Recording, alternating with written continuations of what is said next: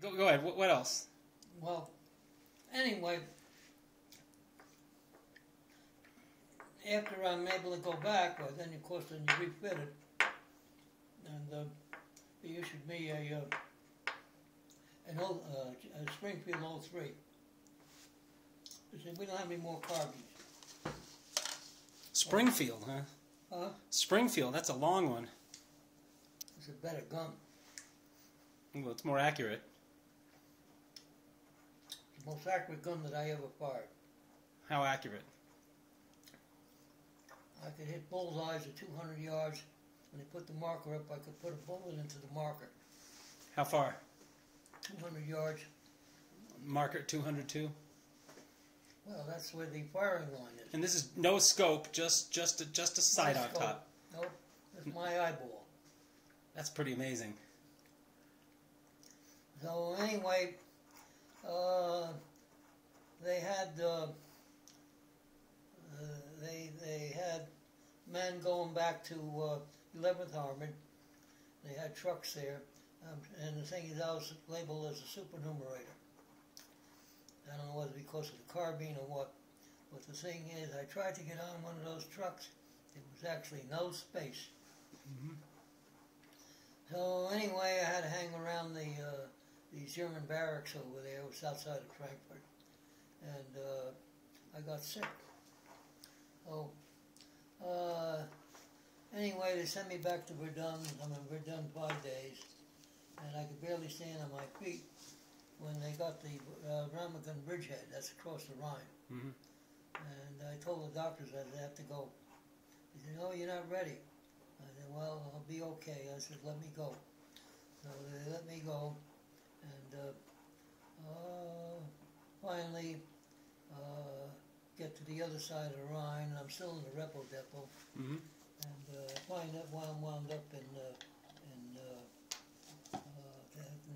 that's had enough. You got Just a little bit. I already had enough. I'll have a little more. Okay. Go ahead. I wind up, what the hell was it? I can't bring up the name town now because I can't remember it. Uh-huh. So, anyhow,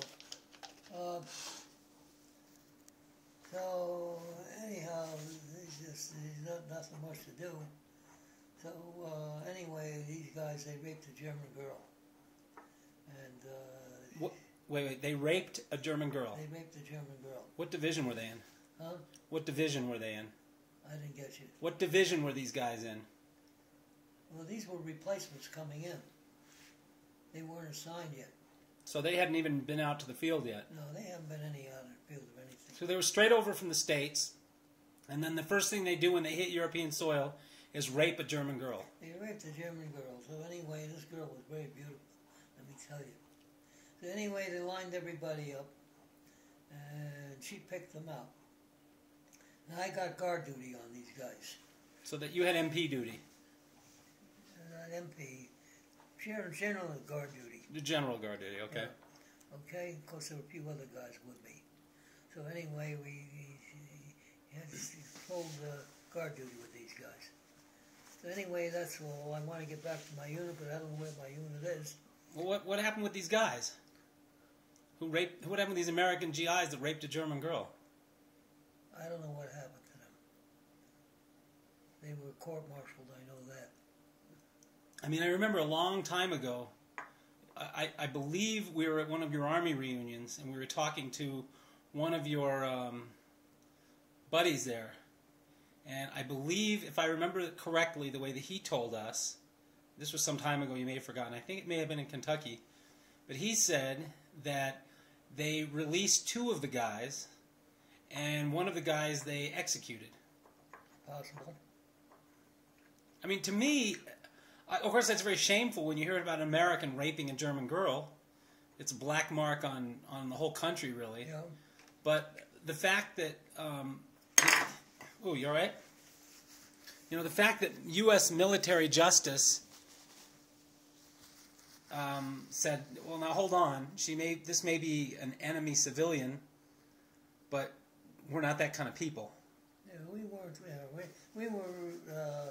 We had moral responsibilities. Yeah, we did. And I feel like to me, it feels like some way we've lost some of that. I look at sometimes I feel like there's bloodlust in sort of modern day America, modern day United States. I feel perhaps we need to have less of that bloodlust. But you know, it's not in everybody's case. Most people are pretty compassionate. It's just there's some people that aren't. Well, anyway, I'd always found that story kind of interesting. Have you what happened? They were supposed to send you to the South Pacific after that, or? Well, I got back to my unit, and they were in a town called Ardening in Austria, and we basically were outposts in the mountain towns between with the Russians. Mm-hmm. The Russians are on one side of the river, we were on the other side. Okay? So, anyhow, that was basically what we were doing at that time. Mm-hmm.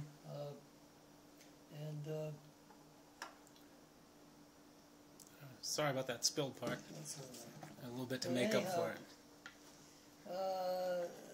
In the meantime, they were deciding what to do, and General Patton, he wanted to take on the Russians.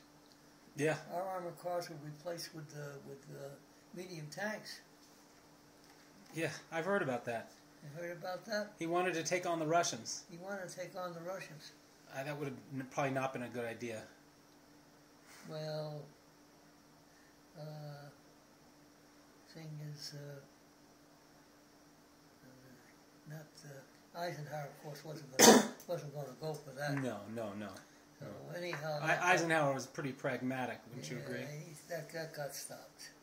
So anyhow, then the division got busted up, and I got sent to Calais, France, which was a big rebel depot. There were over 400,000 men there to be basically reassigned to the South Pacific. 400,000. 400,000. How big was the depot? Was this like 10 square miles? Big depot. So just barracks after barracks after barracks after barracks, mostly tents. Just so 400,000 people in tents. 400,000 men.